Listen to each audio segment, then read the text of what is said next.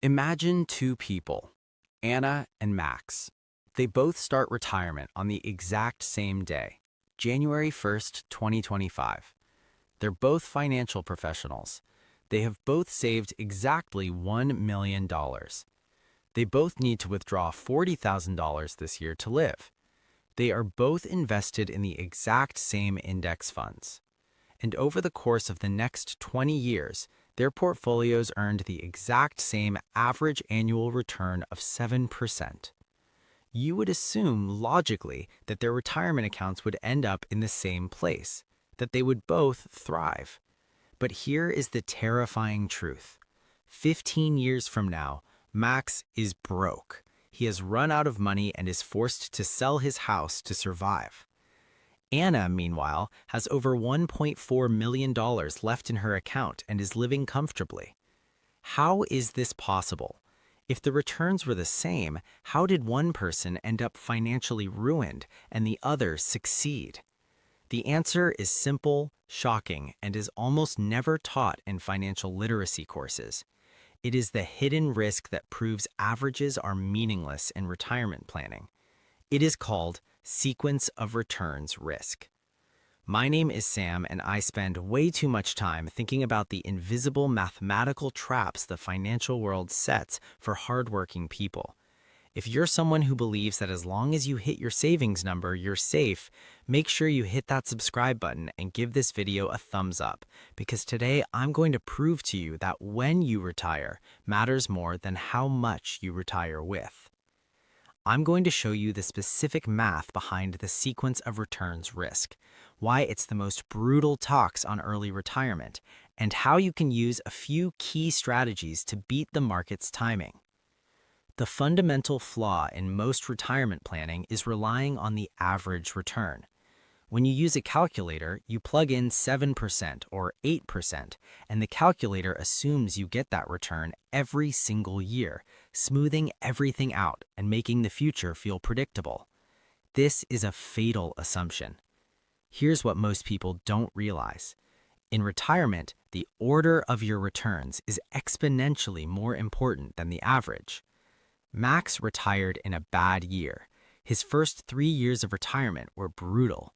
He started with $1 million, and after 3 years where he faced a -5% loss, followed by a -10% loss, followed by a 20% gain, he was forced to sell his investments at a loss just to pay his rent and buy groceries. He was withdrawing the $40,000 from a rapidly shrinking pool. This is what we call negative compounding, and it is financial poison. He sold low, guaranteeing those funds wouldn't be there to participate in the eventual recovery. Now let's look at Anna. She was lucky. She got the exact same returns as Max, but they were reversed in her first 5 years. She started with a 20% gain, followed by a -10% loss, followed by a -5% loss. After the exact same 3 years of returns, she was also down, but she benefited from positive compounding early on. Her portfolio was allowed to grow quickly before she needed to make significant withdrawals. Even with the subsequent crash, she was withdrawing $40,000 from a larger pool. She had already built a financial cushion.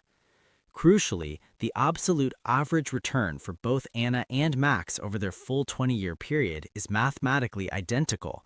But because Max faced early losses combined with mandatory withdrawals, he entered a death spiral he could never escape. His portfolio collapsed at precisely the worst time. Anna, with her early gains, survived the identical later losses and thrived. This is the psychological and mathematical trap of sequence of returns risk. Your risk is not static throughout retirement. It is hyper-concentrated in the first 5 to 10 years.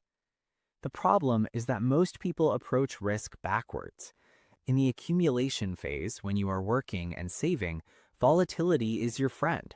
When the market dips, your money buys more shares, and you want market crashes in your 20s and 30s. The sequence of your returns doesn't matter much then because you are constantly injecting new capital. But in the distribution phase, when you stop adding new capital and start making mandatory withdrawals, volatility is now your enemy. A crash in the first decade of retirement is catastrophic because you're selling assets at a loss, locking in that loss just to cover your monthly bills. This hyper-concentrated risk period in the first decade of retirement is what I call the red zone. It's a 10-year period where market timing is everything, and a single bad sequence can lead to failure even if your savings calculations were perfect. You cannot predict the market, but you can build a defensive moat around your red zone.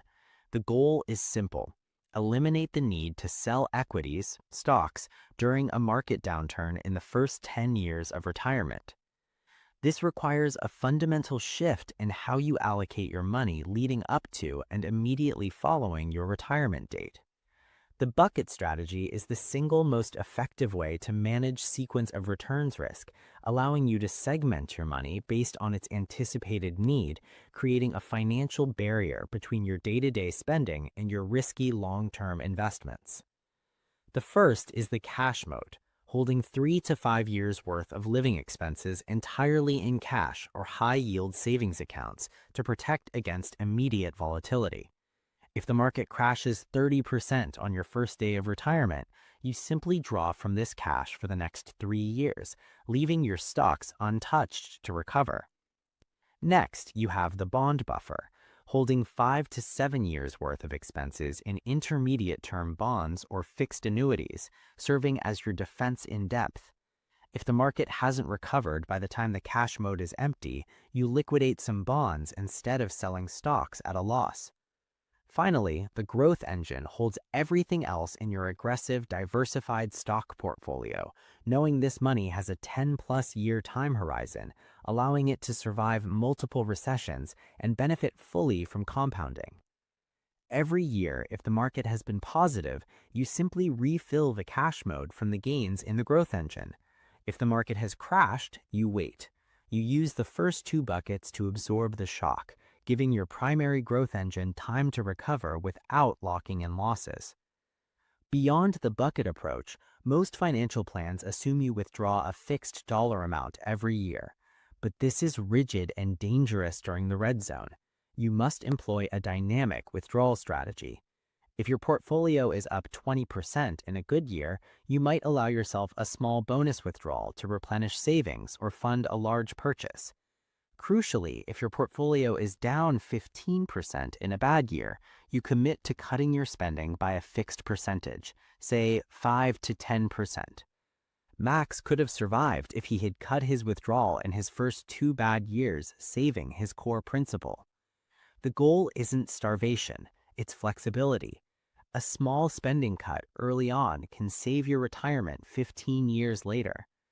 Finally, the most potent defense against sequence of returns risk is creating a temporary, flexible income stream during the red zone.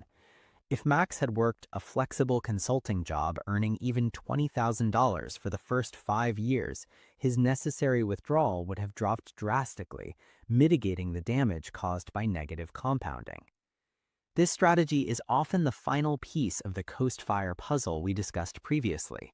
You hate your coast number, but you work a low-stress job for the first few years of withdrawal to protect your principal. The psychological toll of this risk is immense because it happens at the moment you were supposed to be celebrating your freedom. You may feel like you did everything right, only to be crushed by bad luck in the first 5 years. But you cannot let fear paralyze you. The solution isn't to save $5 million. The solution is to acknowledge the red zone and build the proper defenses. Sequence of returns risk is not a death sentence. It is a known variable that can be managed with structure and discipline. Don't let averages lull you into a false sense of security. Embrace the buckets, adopt dynamic withdrawals, and beat the market's bad timing. Hit like if this video exposed a major risk you didn't know about. Follow Sam for more ways to hack the system and secure your financial future.